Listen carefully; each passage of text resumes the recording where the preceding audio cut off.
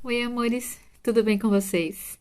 Hoje eu tô aqui para falar um pouquinho para vocês sobre Atos dos Apóstolos, o capítulo 24. Eu quero começar orando, tá bom? Então, Pai de sabedoria, Pai de cuidado, obrigada, Pai, por mais este capítulo que nós lemos, o livro de Atos. Obrigada por nos ensinar tanto e nos mostrar como Tu estás conosco o tempo todo, cuidando, protegendo, zelando, orientando.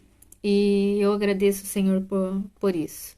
Obrigada, Pai, pelo Teu amor, pelo Teu cuidado. Obrigada pelas Tuas bênçãos que já foram derramadas sobre as nossas vidas. Nos ensina, Senhor, a conseguir, a buscar e como buscar, Senhor, essas bênçãos. Nos ensina a continuar na Tua palavra, sendo transformados, sendo renovados, tendo uma metamorfose.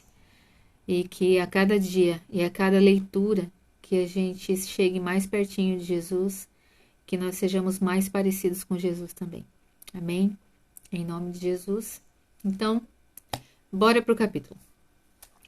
Ali no início é quando Paulo foi levado até o governador Félix, né, que é o comandante, decidiu tirar ele de Jerusalém e levar ele para outro lugar. Então Paulo foi levado a Cesareia para se apresentar, né, ao governador Félix. Então 5 dias depois, né, chegou o sumo sacerdote e os representantes lá do povo, né, os líderes do povo. 5 dias depois, porque até, né, chegar o aviso de onde ele estava, até as pessoas, até o sumo sacerdote ali, os líderes, eles se comunicarem e até irem, dava essa quantidade de tempo. Então eu quero começar lendo com vocês no versículo 5, que diz assim: Constatamos, isso é Tértulo, que é o advogado, que estava lá, o orador, né, também tem algumas tradições, que ele estava apresentando acusação contra Paulo. Ele falando: Constatamos que este homem, Paulo, é um perturbador, que vive causando tumultos entre os judeus de todo o mundo. É o principal líder da seita conhecida como os Nazarenos. Nazarenos porque é Jesus de Nazaré, né? Quando o prendemos, estava tentando profanar o templo e nós queríamos julgá-lo de acordo com a nossa lei. Mas Lísias, o comandante do regimento, usou de força e o tirou de nossas mãos. Então, depois eu quero ler com vocês no 6 e o 9 que falam assim. Até o 9 que fala assim. E ordenou a nós, seus acusadores, que nos apresentássemos perante o Nossas Senhor. Acusações poderão ser confirmadas quando o Senhor interrogar Paulo pessoalmente. Os outros judeus concordaram e declararam ser verdadeiro o que Tértulo tinha dito. Então, ali do 10 até o 13, Paulo fala que tinha chegado a Jerusalém não mais do que 12 dias, tinha ido até o templo para apresentar suas ofertas e as pessoas, os acusadores, eles poderiam confirmar facilmente que ele não estava fazendo tumulto nenhum, né? Então, no 14, Paulo começa a apresentar a defesa dele, e eu quero ler com vocês. Reconheço, porém, que sou seguidor do caminho, que eles chamam de seita. Antes de começarem a serem chamados de igreja ou de cristãos, né, eles eram chamados de seguidores do caminho, ou nazarenos também. Adoro o Deus de nossos antepassados e creio firmemente na lei judaica e em tudo que está escrito nos profetas. Tenho em Deus a mesma esperança destes homens, de que ele ressuscitará tanto os justos como os injustos. Por isso, procuro sempre manter a consciência limpa diante de Deus e dos homens. Depois de estar ausente por vários anos, voltei a Jerusalém com dinheiro para ajudar meu povo e apresentar ofertas. Meus acusadores me viram no templo depois que completei minha cerimônia. Não havia nenhuma multidão ao meu redor e nenhum tumulto. Olha só, depois o 21. Estou sendo julgado diante dos senhores porque creio na ressurreição dos mortos.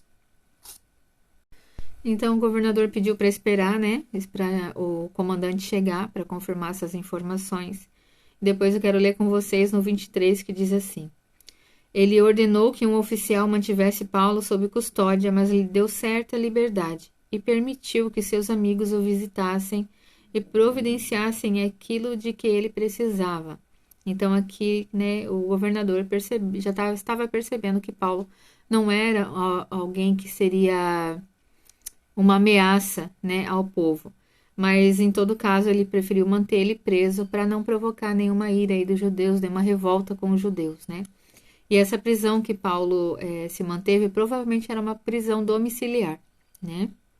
Então, um pouquinho para frente, no 24, ele fala assim: mandou chamar Paulo, o governador, né? Mandou chamar Paulo e os dois ouviram.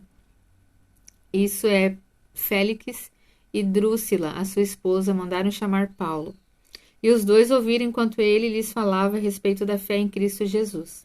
Quando Paulo passou a falar da justiça divina, do domínio próprio e do dia do juízo que estava por vir, Félix teve medo e disse: pode ir. Por enquanto, quando for mais conveniente, te mandarei chamá-lo outra vez. Então, olha só, Félix, ele era conhecido por ser um governador tirano.